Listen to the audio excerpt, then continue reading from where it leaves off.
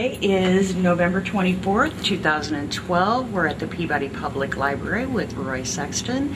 My name is Deb Lawrence, and we're here on behalf of the Whitley County Oral History Project. Thank you for being here. Well, thank you for asking. On a Thanksgiving weekend. Yeah. Well, first things first, are you from Columbia City? I was actually born in Fort Wayne, and my mother grew up in Columbia City, and my grandparents lived here for a good part of their lives. And then in the 8th grade, we moved over, when I was in the 8th grade, rather, we moved over from Fort Wayne to Columbia City. What was that like? Junior high and high school. Well, it was good and bad.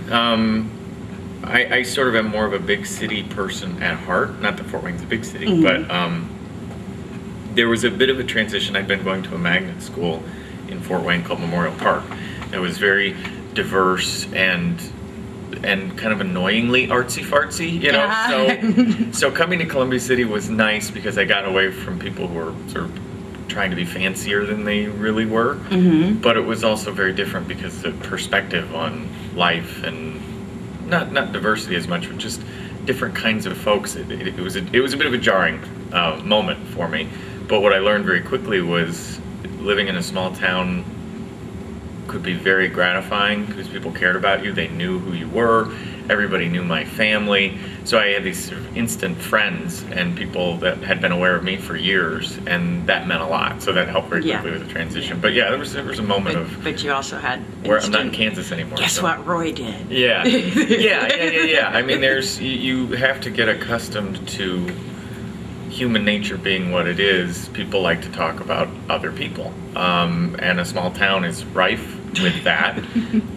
But now that I live in Ann Arbor, and I lived in Metro Detroit for a number of years before living in Ann Arbor, the bigger the city, just the more people are talking about each other as you get older. You realize that. So when you moved here, what school did you attend? I went to Marshall Middle School, Marshall Memorial Middle School, I guess. Did you have a favorite teacher? Or? I had a number of teachers that meant a great deal to me. I remember Mr. Longenbaugh was my science teacher, and he was one of those teachers who he had his subject, but he would talk about a lot of other things relative to science and history, and certain things he told me have stuck with me. I remember he made a comment once that I continue to remember, the turmoil of the last, this was 10, 12 years in America. He had said in '86 or whenever that was, that when you lead up to the turn of the century and you leave the turn of the century, people get kind of goofy.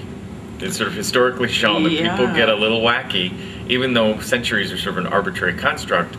People put a lot on that, and I thought about that a lot. 9/11 on through some of the political issues we've had over the last decade, and I thought, boy, he was right.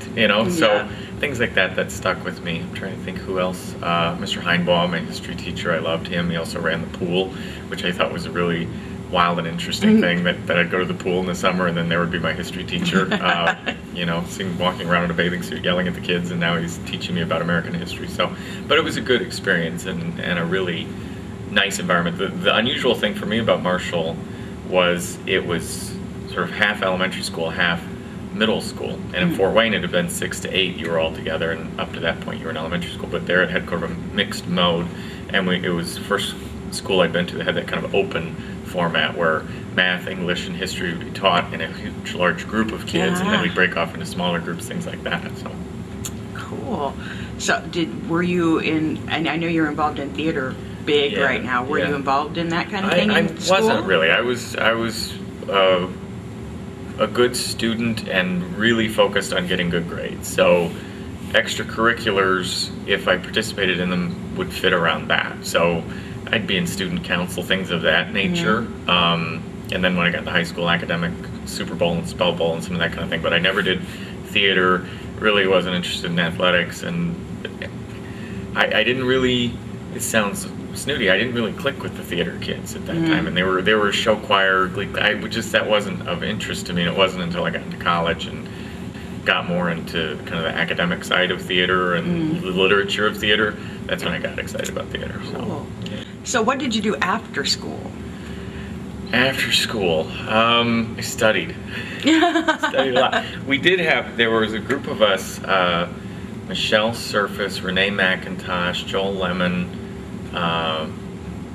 else. We had a little bicycle gang, completely wholesome. We behaved ourselves, but that was my first feeling of having a group of friends, and that was the joy of living in a small town, because they would show up on their 10 speeds and they'd be like, let's ride to the Dairy Queen, let's ride out to Morse's Park, and we would just ride bikes and have fun, and you know, they'd come over to the house, and my parents at the time had a sun deck, and we'd sit out there and listen to music, and then we'd get on our bikes again and ride around town, and it gathered steam. You know, there were like 3 of us. I think it was Michelle, and Renee and me maybe, and then Joel would get in there, and then Teresa, Paula. So we would find kids that would be like, what are you guys doing? Where are you going? And then we did this little bicycle gang that, you know, and so after school, we would just do that. Or my mom and I went to Burnworth Pool a lot in the summer. I mean, that was such a nice thing to have in the community, because people just showed up there, you know, and whoever was there that you knew, and I got to meet a lot of the kids from the country that I would then be in high school with by going to the pool. So. Okay, so when you went to high school, was it still Columbia City Joint High School? It was still Columbia City Joint High School, and I think it was my junior or senior year when they dropped the J, which I never understood why it was in there to begin with, but you know, you got used to it. Right. And I suppose it had something to do with the way the feeder schools all came into the high school. But yeah, you know, people are funny when there's a change like that. They're very staunch about, no, we'll always be the Joint. We won't be the Joint. Didn't we care that much? But yeah, so it made its transition while I was there. Okay. Any favorite high school teachers? Yeah, it's interesting. You should ask that question. Yesterday, Robert Berry, it was his memorial service over at the Methodist Church, and his daughter Liz Berry, who you may know as a newscaster at Wayne TV for a number of years, she and I have become friends on Facebook even before I'd met her in real life, and over time we, you know, talked a lot, and she had told me that I was one of Mr. Berry's favorite students, and would I be willing to speak at his memorial. And I've never really been asked to do that. I sang at my aunt's funeral, which I don't recommend anybody try to do. It seemed like a good idea at the time. It was really difficult. But of course I was honored to be asked, and so I reflected a lot on him. We were laughing about this last night. He was such a good teacher, I didn't know what to talk about. You know, usually when you're in those situations, you think of the funny anecdotes or the zany things people did, but he was serious and focused. And when I had him was the first year they'd introduced advanced placement history classes, which is basically take a college class in the midst of high school when you have zits and you want to have a date, and okay, I'm going to take a college class too, just shoot me. But he took it so very seriously, and what I learned from him was discipline and focus, and keep the class organized and keep moving along and have a goal for yourself, and those skills have lasted with me my whole life. So I really, he made such an impression, but it wasn't because, oh, what a fun, zany guy he was. It was just how devoted he was, and how devoted he was to us as students. So he stood out in my mind. Laurel Style I had for several English classes, again, advanced placement thing, and she got me to love Shakespeare, and really made that come alive, and you realize how kind of dirty and naughty and violent Shakespeare is. Sorry, Mrs. Style. And you know, that gets you. I know she does. And it gets your attention, and you get interested in the history of it and the literature of it. And so I'm really grateful to her for that, because I don't think if I'd had that experience with her, I would have then gone on to college and been interested in literature, and then gone on to be in plays. Because my first play I ever did was a Shakespearean play at Merchant of Venice, and it was in great respect due to that she had done such a nice job teaching it to all of us and getting us excited about it. And then in the math area, Joyce Broombaugh and Jack Castor, I had a kindergarten teacher who told me I would never be good at math. I'd never be good at athletics, I'd never be good at math. I'm like, that's nice to tell a kid. Thank you. Yeah. But she was sort of right about the athletics, but I never had much interest in them. But math, I was always then nervous about math, which I don't have any trouble with math, but I was like, oh, I'm not good at math. And Mrs. Broombaugh, I had her my first year, and she was so good at working with all of us as individuals and helping us understand that it was not as daunting as it might have seemed. And then I had her for a couple years, and then Jack Castor for like advanced calculus and stuff like that I did not retain one bit of, but certainly gave me a sense of my own capabilities. And there were just so many wonderful teachers over there. Jan Hammer, and Mr. Lau, and those are our coaches for Academic Super Bowl. We went to state for 3 years. The first year we even had the program, we won 2 first places and a second in the different categories at the state Super Bowl, Academic Super Bowl, and Spell Bowl. So I mean, there were just some wonderful people over there. Mrs. Pentangelo was my yearbook advisor. She put up a lot of shenanigans with me because I was really devoted everywhere except yearbook. It was like the place that was like, oh good, we can, let's lay out some stuff, and she was very kind, and she enjoyed all of us. I felt like we had our own little sitcom going when we'd all gather, but it was a good 4 years of my life. Cool. So thinking about growing up here, being thrown here, what is gone from Columbia City, Whitley County that you remember that just isn't here anymore?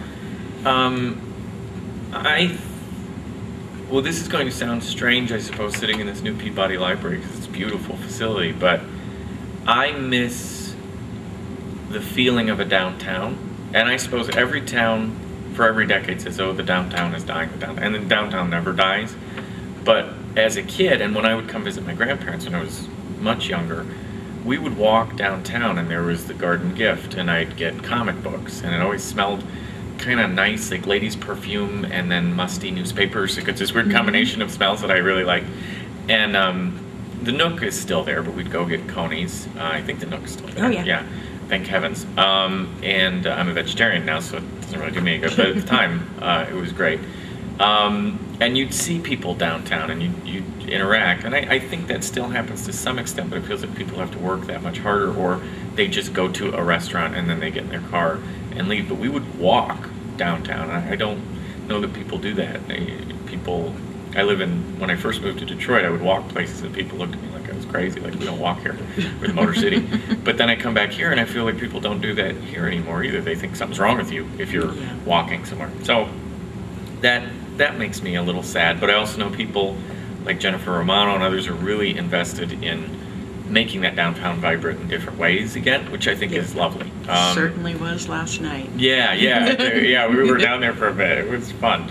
So it's nice to see those kinds of things happen. It's nice to see the Santa Claus house is still used, and then I guess Joe Weinberger is going to try to make a bigger one in the same style. So I appreciate that. There was another bit of my childhood that I loved, Schultz's Dime Store, which was downtown, and then they moved out to 30.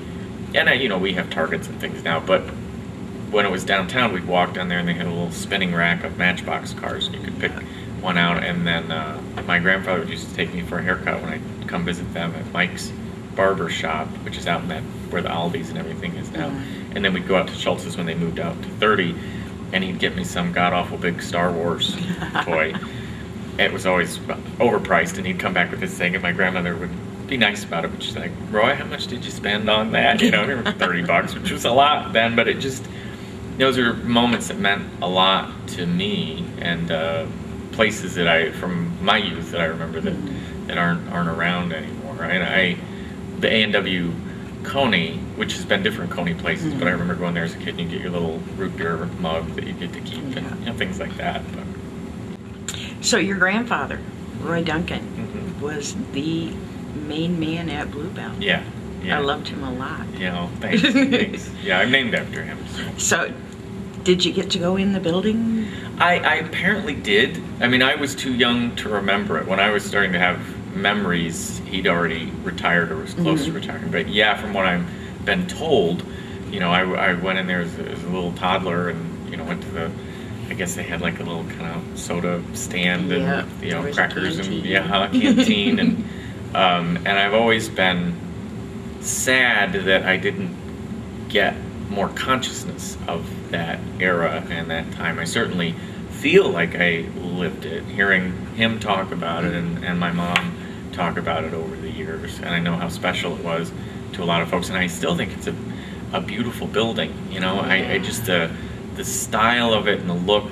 And if it was in Ann Arbor, Detroit, someone would have turned it into an antique mall, or just because it's got that kind of interesting look to it. Some old factories don't, but that one always is an interesting placement, and I think it's a beautiful facility. I'm certainly proud of what he was able to do in his life with limited education, and and moving up to the north from the south, where people aren't always as friendly to people with an accent or things. And he made his way, and he was successful. Both of my grandparents were, and then their daughters and my mom and all they've done over the years. So I'm very proud of all of that, for sure.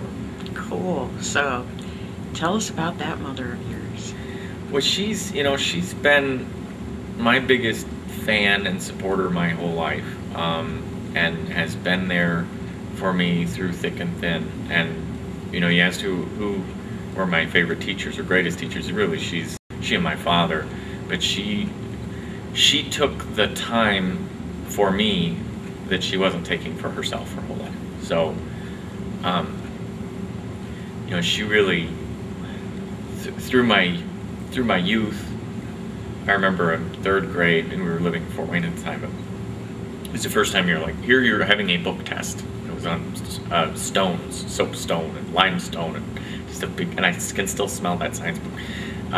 And it's kind of that sweet, weird new textbook smell. And I said, well, I have a test tomorrow on, elements and geology. And I don't know if I used those words, and she goes, okay, I'm going to go study. All right, well, go ahead.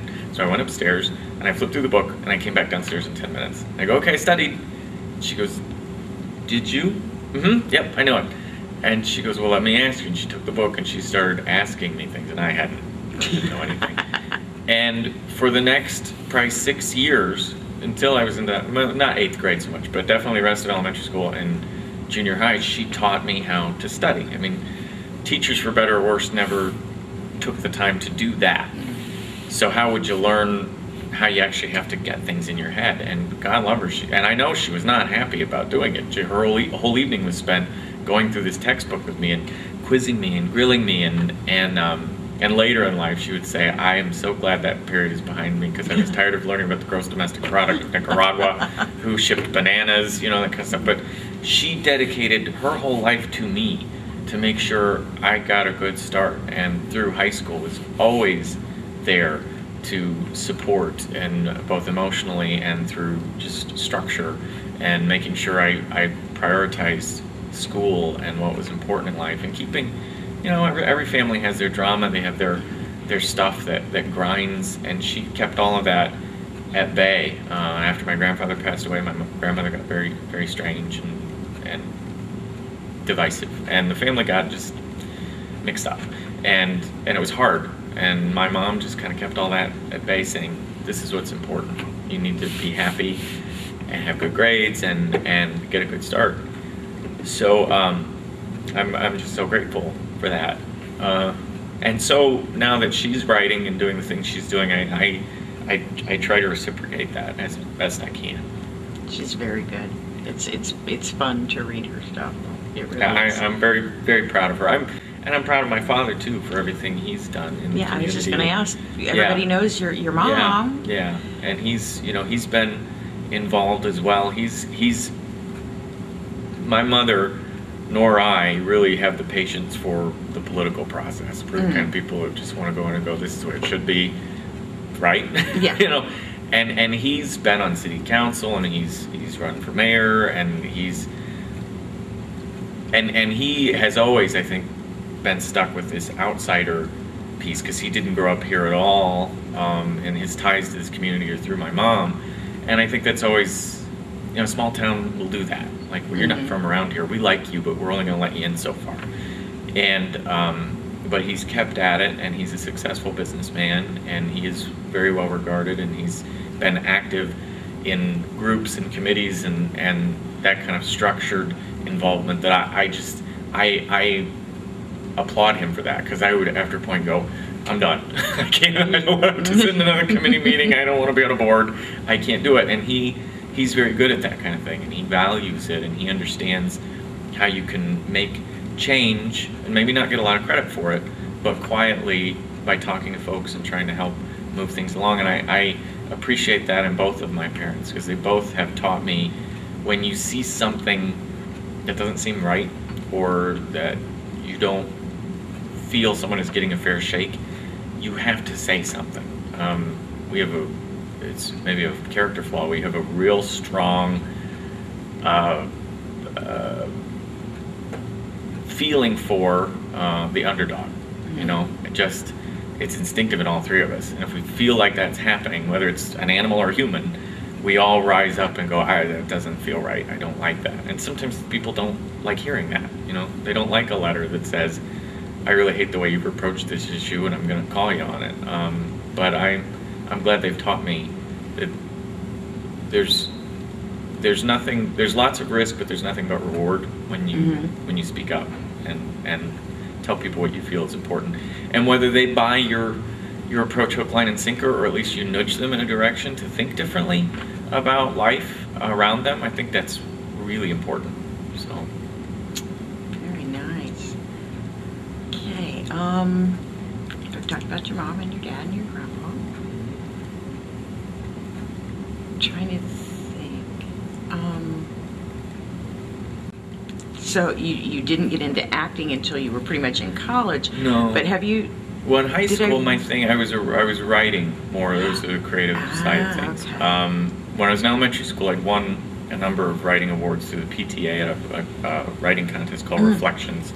And three years in a row, I won the national award, which was exciting. I got to go to New Mexico and hear Ronald Reagan speak, and just some neat stuff that happened.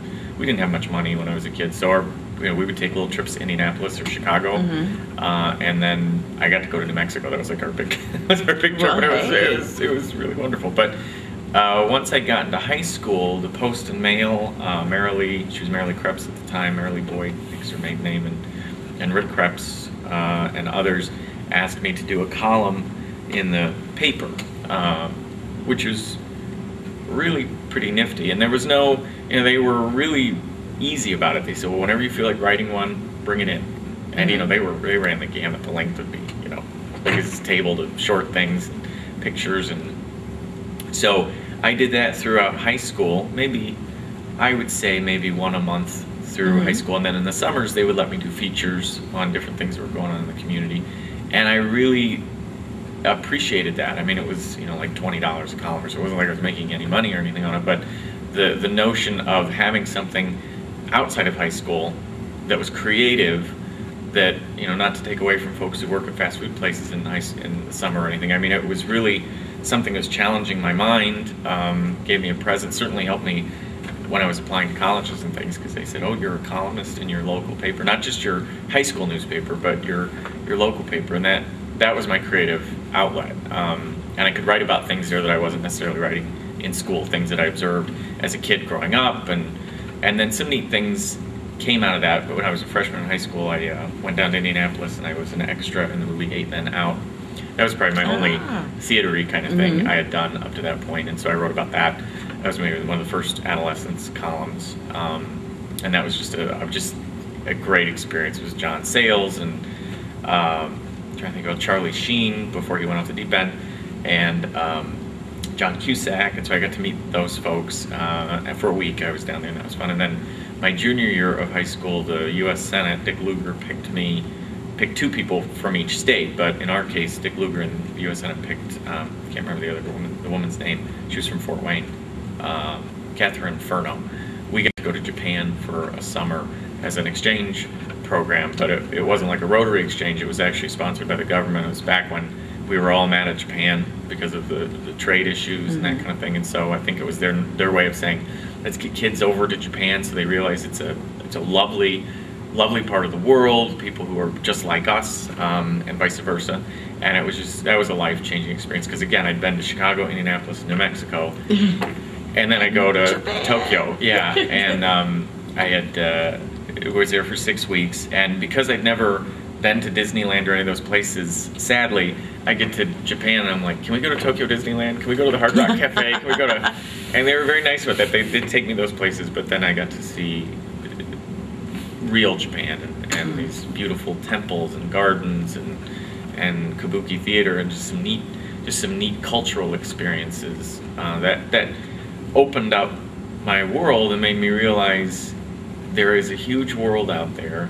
And I'm not a world traveler. I like to be home, but I also like to know that there's a bigger world. If I'm feeling like crap about something, I know there's a bigger world out there with a lot of stuff going on, and if we turn inward we miss out on all of that. And it was also important because it made me learn to eat different things.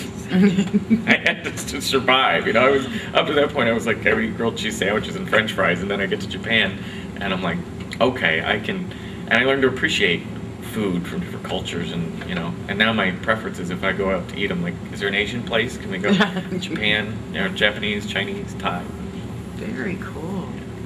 So, am I mistaken, or have you portrayed? Yes. Thomas Marshall. Mm-hmm. So, yeah, I was remiss in not thinking about that. When I was probably freshman or sophomore in high school, maybe 8th grade, I don't remember. My mom was a curator over at the museum for a couple years, and they were going to do an evening dinner with Mr. and Mrs. Marshall. And I didn't know what that meant. And you know, when you're the child of someone who does this kind of work, you end up doing some things. You're like, she's like, well, I need someone to be Thomas Marshall. I'm like, I'm, you know, 14 or 15. What do you mean? Well, we'll put a mustache and gray your hair. And the girl's name was Patsy Curl. I can't remember the girl's name they had being Mrs. Marshall. And we, you know, it was comical because neither of us looked right in this first opportunity. And we were supposed to sit at a table, pretend to be Mr. and Mrs. Marshall, so I'd read up all this stuff so I could say cute things, and eat as people. Well, I learned that I never want to do dinner theater because you're trying to eat and do stuff, and I had so little practice doing any of this kind of thing. I'd done a lot of public speaking, but not portraying somebody. And I had this mustache that we'd made out of a wig that was kind of stuck in my nose, and it kept coming off, and I was trying to eat soup. It was a disaster. It was just a disaster. So what it said to me, though, but then people got in their head, oh, he can be Tom Marshall. And I put a speech together. You know, I took from a Hoosier Salad and some of the other resources that were available, and just really it was, and people do this all the time now, but I just took chunks of his narrative and fashioned it into a first-person speech, because I said to myself, if I'm going to do this, I don't want to be in that circumstance again. I'm a control freak. I want to have it prepared. I got a better mustache, glued on. And then throughout high school, you know, different book clubs and Rotary and different organizations had me come in and do that. I think one of the historical banquets, that might have been the first time that I did the full-on speech. And it was a lot of fun, other than the silver hairspray that was toxic and probably cut years off of my life. Again, I must be a smell person because it smelled like oxidizing metal when you sprayed it. It was awful. It's better now because I've never been able to shake the Tom Marshall thing. And kind of once I got through high school, I thought, well, I'll never have to do that again. And then in college, people back here would say, oh, could you come back? Evan Bai was speaking at something here at the 4-H grounds, and they said, why don't you come be Tom Marshall? And I at that time I thought, am I ever going to get to meet a famous person not dressed like this? So then I did that, and then even just last year, I think it was last year, Bill Wilder, over in, was it Angola? Where did we go? They had a centennial for their courthouse, and they had me come out and do Tom Marshall again, and I'm going to be 40 in a month, and so I'm going, I am never going to not be Tom Marshall, but at least now I'm closer in age to the real Tom Marshall. But it was a really neat experience, and certainly was another sort of feather in my cap of weird things I did that set me apart. And I have to say this about Columbia City, that you are able to do those kinds of unusual things that set you apart and distinguish you, and people remember them. I mean, it's 20 years later and I still have people come up and call me Inky, which was my nickname when I wrote for the paper, or oh, it's Tom Marshall. You know, that made a difference. And again, I didn't do any of the conventional stuff. Like, I wasn't part of the theater at the high school. I wasn't part of the Glee Club. I didn't write for the Columbia, or for the high school paper. Mm-hmm. But I did get those experiences. But I was allowed to do it with, you know, in an adult setting. That's not right. You know, for adults, right? For adult groups and that kind of thing. And that made a difference. It was interesting. And then that did set me on a path for college. But even in college, I didn't do theater until my junior year. I was really into political science, probably from studying about bananas and all that stuff all those years. And I was really interested in literature, and was doing a lot with, I went to Wabash College, which is all male, and interestingly enough, in the English department we did a lot with gender politics and postmodern deconstruction and some of those kinds of esoteric concepts that now are like who cares? But at the time, felt really novel to me, and so I was looking at Shakespeare and a lot of theater through that lens, and taking theater classes, but not acting, just interested in the text. And they were doing Merchant of Venice, and I thought, well, I've been writing about Shakespeare a lot from high school to now. I should be in one of these things. And I played Gratiano, who's a smart aleck character, and gets all the laughs, which there are not that many in Merchant of Venice. And I was hooked. Like, this is fun. And then I did a number of other plays at Wabash, Tartuffe, and some other things. They didn't really do musicals. They did As You Like It, and added some Duke Ellington songs into it. So it was the first time I sang publicly. I'd been singing in the car. And then after Wabash, a local group was doing the Fantastics, and I auditioned for that, got the lead of that. And that's when my parents were sitting there going, "What, you sing? When did you ever sing?" And I just didn't feel comfortable. I didn't want to have to be in a. Maybe the through line of all this narrative is I want to be part of a group, but I don't want to be part of a group. Like, I don't want to be in the choir because I don't want to have to sing a part. I don't want to be harmonies. I don't want to read them. I don't. Just let me sing and act and kind of create something. So I've always kind of gone just a little left of center on a lot of these things, but it's all added up to some interesting life experiences. Very nice. Well, what else can we discuss today? Well, trying to think what else might be of interest to folks around here.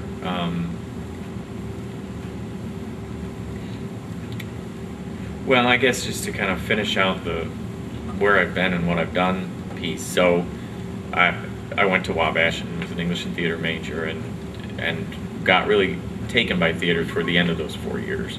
And again, every summer I always come back to Columbia City. That's where I would spend time with my parents, being an only child. We were a really close family. But I never thought about life not as a child. What's my job going to be? What am I going to do? So I get to the end of my Wabash college days, and I go, "Oh crap! I didn't plan for a career." And Ohio State, I applied for master's programs in theater at 2 schools, Ohio State and Texas, one Columbia. And Ohio State was the first that came through with money, so I went there. And I loved Columbus because there were parts of it that reminded me of Columbia City. I mean, it's a small town, but there are a lot of interesting people and personalities there. And then went back and worked at Wabash, and now I'm sort of falling into this marketing and planning thing, which I guess is sort of the culmination of all the stuff that I've done in my life. The writing I got to do in high school, the way my teachers like Mr. Berry and Mrs. Stile and folks helped me be organized and focused and drive things to conclusion, and then the performance side of it, being creative but in a business setting where you have to kind of talk to folks and figure out what is it you want to accomplish and how do you want to tell that story, and how are we going to advertise, how are we going to promote, how are we going to organize our business to be effective. And so you do reach this 40-year milestone, I guess, and you start to be a little more reflective on, have I gotten things done that I wanted to get done? I think I have. And what got me? Why am I here? What are the things that led me to be here? And I think a lot of the things that we just discussed. I mean, my parents and the support they gave me my whole life, which has just been remarkable. I mean, I can't stress that enough, I guess. I don't know that many kids are as lucky as I am to have parents who have been so devoted to me and caring, but let me be myself, because that can't be easy either. It's like, we want you to be successful, we want you to do all these things. Okay, go do your thing, Yeah. I don't know how they've done that, and I appreciate it very much. And I'm grateful to having lived in this town as long as I have, and I feel like I will always have that connection to Columbia City, because even though I was 12 or 13 when we moved here, that junior high school, even into college, it's like when you become who you're gonna be. And this is where it happened for me, and the friends I had and the people who cared about me and still do. At this memorial yesterday, part of the surreal aspect of it was I don't feel 40, but I still feel like I'm 18, but I'm not. And seeing so many of my teachers and some women in the community that I knew had known my grandmother and knew my mother, and then we went to the holiday thing.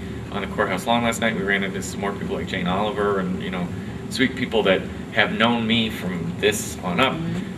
You know, you're gratified by that, and you're a little overwhelmed, and you're a little freaked out, you know, and it's really nice to know that you've had people that cared about you that much and are rooting for you. And you're home. Yeah.